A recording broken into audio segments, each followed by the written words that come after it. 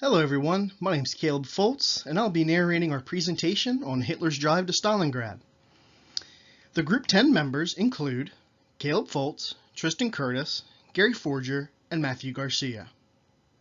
Hitler's drive to Stalingrad involves two key individuals, one being Joseph Stalin and the other being Adolf Hitler. Shortly before Operation Barbarossa, the Barbarossa Decree was formed on May 13, 1941. This decree was created by Hitler and signed into approval by Wilhelm Keitel. This decree laid out how the war with the Soviet Union would ensue, which was a war of complete extermination. The German army would work enthusiastically with SS killing units in the murder of thousands of Jews and Soviet partisans.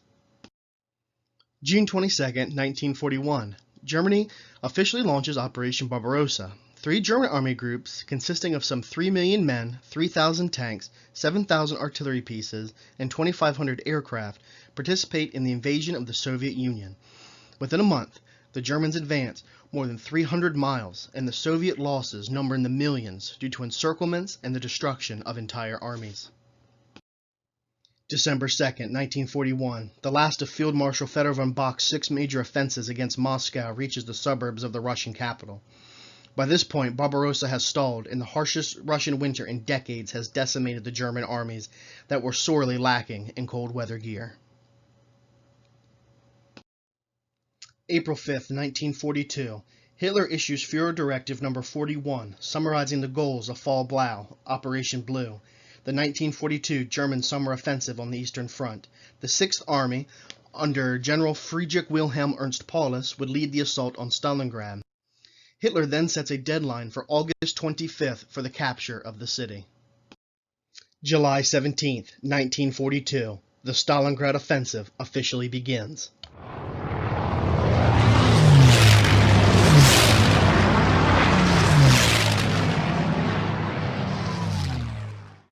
While well-equipped German troops constitute the majority of Axis forces on the Eastern Front, the Italian, Romanian, and Hungarian contingents number in the hundreds of thousands. These forces are typically regulated to defensive duties, as all three armies are sorely lacking in both armor and anti-armor capabilities. July 28, 1942, Stalin issues Order No. 227, decreeing that the defenders at Stalingrad would not take one step back. He refuses to evacuate any civilians, stating that the army would fight harder, knowing that they were defending the residents of the city. August 23, 1942, General Gustav Anton von Weitersheim's Panzer Corps penetrates the Stalingrad suburbs, and that night they reach the western bank of the Volga River. Within a month, Soviet forces, under command of General Vasily Ivanovich Chukov, are backed into a 9-by-3 mile strip along the Volga, and combat has devolved into some of the most brutal street fighting the world has ever seen.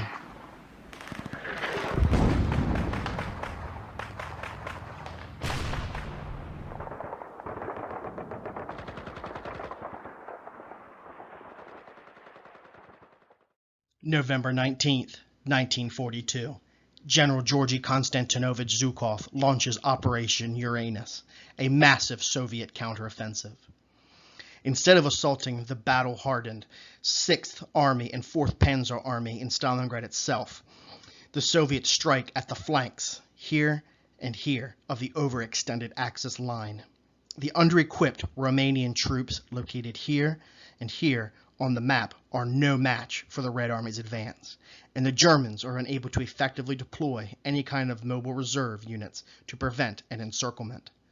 On November 23, 1942, the two Soviet pincers from the north, here, and in the south, here, meet at Calais, a vital Don River crossing about 60 miles west of Stalingrad. This operation is a textbook execution of the kind of cauldron battle that the Germans had carried out throughout the war thus far.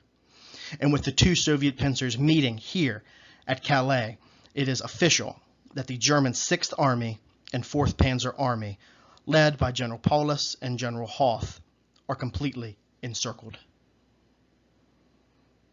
December 12, 1942. Field Marshal Erich von Manstein, arguably Germany's most gifted field commander, launches Operation Winter Storm. a failed attempt to breach the encirclement from the southwest. Operation Thunderclap, the proposed breakout plan for the desperate Sixth Army, is vetoed by Hitler, and Paulus is ordered to defend Stalingrad to the last. January 30th, 1943. The German position in Stalingrad is all but lost. Hitler promotes Paulus to Field Marshal, reminding him that no German commander of that rank has ever surrendered. Paulus reportedly tells his generals that I have no intention of shooting myself for a Bohemian corporal, him referencing Hitler in World War I.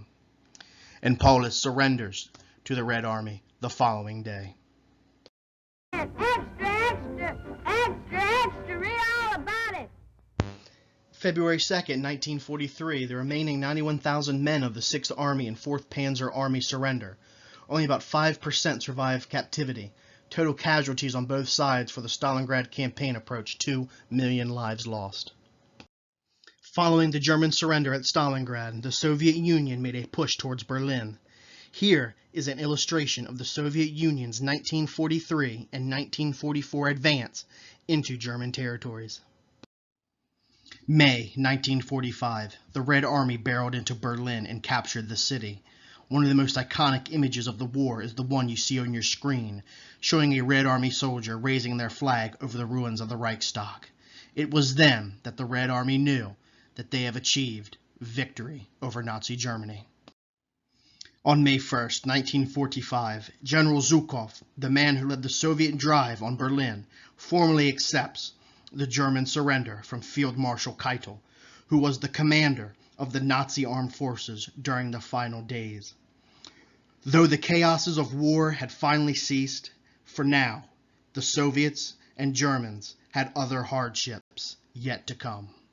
At this point in the war, Germany was occupied by the Allied forces. This map identifies the various occupation zones. Note that Berlin was occupied by France, Britain, the United States, and the Soviet Union. Thank you for watching our presentation. We really hope you enjoyed it.